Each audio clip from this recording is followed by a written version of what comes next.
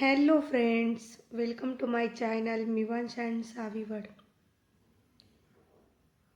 आज मी परत पुन्हा एकदा रव्यापासून एक आगळा वेगळा पदार्थ बनवणार आहे.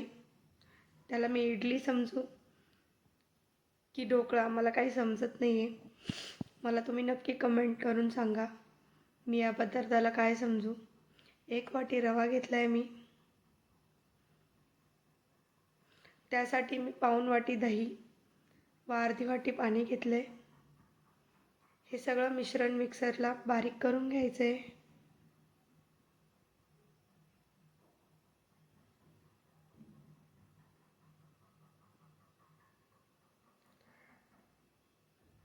त्यामध्ये चवीनुसार मीठ टाकायचं आहे आणि ते मिश्रण 10 ते 15 मिनटं मुरून द्यायचं आहे व्यवस्थित. रवा फुलतो म्हणजे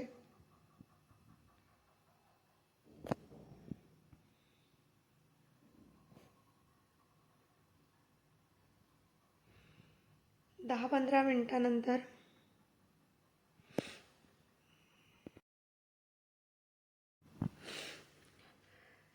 10-15 मिनटानंतर रवा फुलल्यानंतर ते मिश्रण हलवून बघायचं आहे आणि पाणी लागत असेल तर थोडं 2-4 चमचे पाणी टाकून चांगलं एकजीव करून घ्यायचं आहे.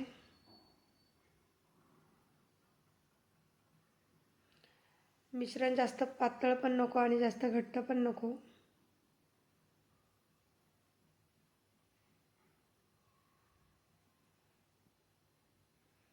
दुसरीकडे गॅसवर कढई ठेवून त्याच्यात खाली पाणी ठेवून जाळी ठेवायची एक. पाणी गरम करायला ठेवायचं आहे आणि भांड्यामध्ये आपण ते मिश्रण ओतणार आहे. त्याला तेल लावून घ्यायचं आहे. थोडा घट्ट असल्यामुळे मी पाणी ओतलं आहे.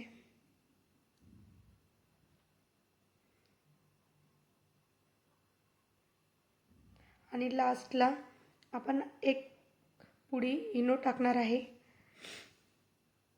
ते माझ्याकडून स्किप झालं आहे व्हिडिओ. ते इनोवर पाणी टाकून चांगलं हलक्या हाताने हलवून घ्यायचं आणि भांड्यात ओतून द्यायचं. ते भांडं लगेच जाळीवर ठेवून द्यायचं गॅसवर. इथे लेट करायचं नाही, नाहीतर व्यवस्थित फुलणार नाही. आणि 15 ते 20 मिनटं गॅसवर राहून द्यायचं. ते सारखं ओपन करून नाही बघायचं, म्हणजे चांगलं फुलणार नाही.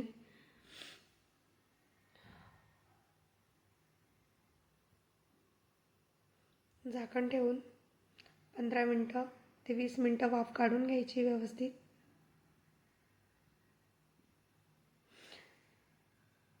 ते होईपर्यंत चटणीसाठी आपण चटणी करायची आहे. चटणीसाठी मी ओलं खोबरं घेतलं आहे, लसूण, कोथिंबीर, एक हिरवी मिरची, चवीनुसार मीठ. ते मिक्सरला बारीक करून घेतले.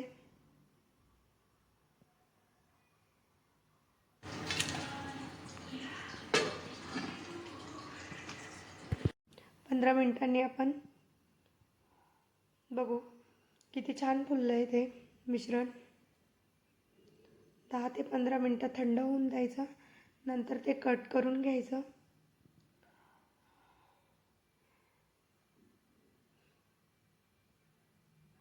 पिझ्झा किंवा ढोकळ्यासारखं कट करून घ्यायचं. एकदम परफेक्ट असं हे झालं आहे. मुलांच्या टिफिनसाठी किंवा सकाळच्या नाश्त्यासाठी झटकीपट होणारा पदार्थ आहे. जास्तीत जास्त अर्धा तास लागतो याला बनवायला. ते पण भुजून द्यायला लागतं. वाफवण्यासाठी 15 मिनटं आणि 10 मिनटं मुरत ठेवण्यासाठी. बघा ढोकळ्यासारखा पडला आहे.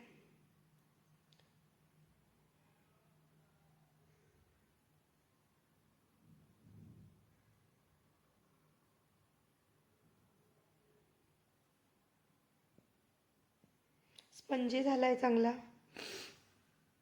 चांगली जाळी आली आहे.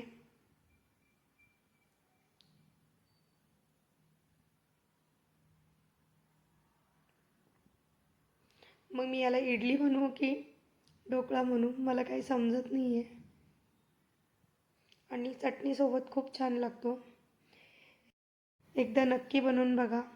माझ्या रेसिपी आवडत असतील तर लाईक करा, कमेंट करा व चॅनलला सबस्क्राईब करा. थँक्यू.